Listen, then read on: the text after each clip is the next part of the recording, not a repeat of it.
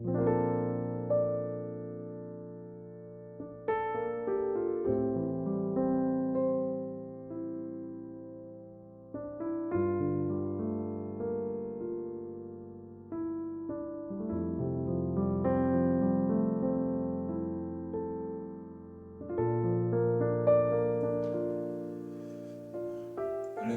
우리 4월 1일 목요일 아침 예배입니다.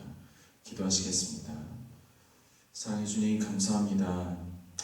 주님, 우리를 말씀으로 하루를 시작할 수 있도록 은혜 주시고 인도하심에 참으로 감사합니다. 오늘은 고난주간 목요일입니다. 주님께서 우리를 구원하시기 위해 이 땅 가운데 오신 그 놀라운 사건의 발자취를 따라가면서 우리가 다시금 주님의 은혜를 기억하고 또 우리를 사랑하신 그 하나님의 놀라운 사랑을 경험하는 오늘 이 시간이 될 수 있도록 인도하여 주옵소서. 말씀 속에 계시된 하나님의 분명한 뜻을 깨달아 나가는 하나님의 온전한 백성들 되게 하여 주시오며 예수님의 이름으로 기도드립니다. 아멘. 하나님이 오늘 우리에게 주시는 말씀은 누가복음 22장 61절에서 62절 말씀입니다. 주께서 돌이켜 베드로를 보시니 베드로가 주의 말씀 곧 오늘 닭 울기 전에 내가 3번 나를 부인하리라 하심이 생각이 나서 밖에 나가서 심히 통곡하니라. 아멘. 오늘은 고난주간 목요일입니다. 이날은 유월절 절기가 시작되는 날이었습니다. 예수님은 제자들과 함께 유월절 식사를 하는 자리에서 빵과 포도주를 통해서 자신이 누구인지를 분명하게 밝혀주십니다. 예수님은 온 인류의 죄를 구원하기 위해 찢겨야 할 살이었고 또 흘려야 할 피였음을 말씀은 기록합니다. 물론 제자들은 이 말씀의 의미를 정확하게 이해하지 못했습니다. 이 유월절 식사는 여러 면에서 제자들에게 잊을 수 없는 그런 자리였는데요. 우선 가룟 유다가 예수님을 팔아 넘기기 위해서 중간에 뛰쳐나가죠. 그런 다음에 예수님께서 베드로에게 충격적인 이야기를 하십니다. 오늘 닭이 울기 전에 네가 나를 3번 부인하리라. 이 말씀에 베드로는 아주 놀라면서 예수님과 함께 죽으면 죽었지 내가 부인하진 않겠습니다 하는 이야기를 아주 큰 소리로 호언장담하게 됩니다. 뭔가 이렇게 어수선하고 뒤숭숭한 식사를 마친 후에 예수님은 제자들과 함께 겟세마네 동산에 올라가셔서 기도하십니다. 그리고 얼마 후에 가룟 유다가 이끌고 온 로마 군사들에게 예수님이 체포되죠. 대제사장 집에 끌려가서 예수님은 온갖 모욕과 멸시와 고문을 당하면서 짓밟히기 시작하십니다. 그 모습에 가룟 유다는 자신의 행동을 후회하고 스스로 목숨을 끊습니다.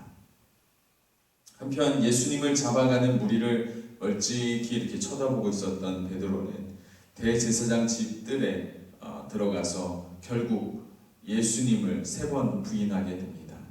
그것도 마지막에는 온갖 욕설로 예수님을 저주하면서 나는 그 사람을 모른다 라고 이야기하죠.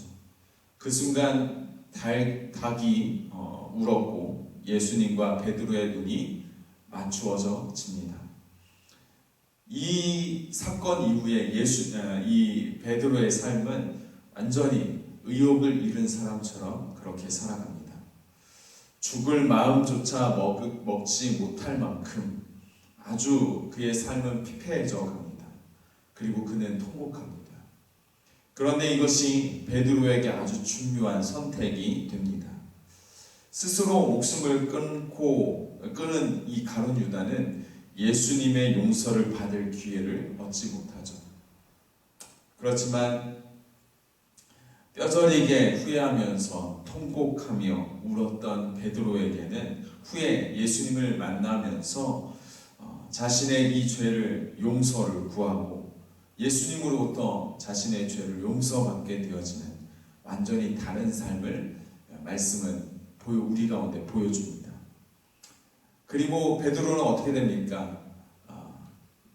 자신의 삶, 나머지의 그 자신의 삶을 예수님을 위해서 헌신하며 그렇게 살아가게 됩니다.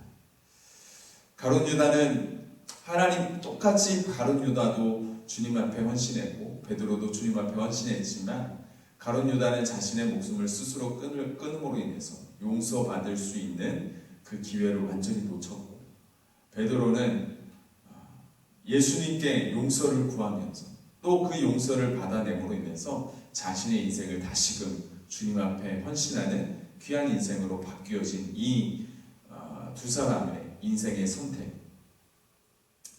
여러분, 우리의 삶도 분명하게 삶이 힘들고 희망을 잃어버린 그런 힘든 삶을 살아가는 사람들이 우리의 삶 가운데도 동일하게 있습니다. 살아갈 이유를 물으면서 그 고통 가운데 헤매는 사람들 있지요. 하지만 예수님의 생각은 다릅니다. 예수님은 이미 우리를 구원하기 위해 자기의 그 목숨을 내놓으셨기 때문이죠. 참을 수 없이 힘들 때 우리는 베드로를 기억해야 될 줄 믿습니다. 그리고 함께 예수님께 통곡하며 울며 주님 앞에 나아가야 될 줄 믿습니다. 왜냐하면 예수님께는 다시금 우리의 삶을 헌신할 수 있는 또 다시는 우리의 인생을 다시금 살아갈 수 있는 그런 놀라운 용서의 힘이 있기 때문입니다.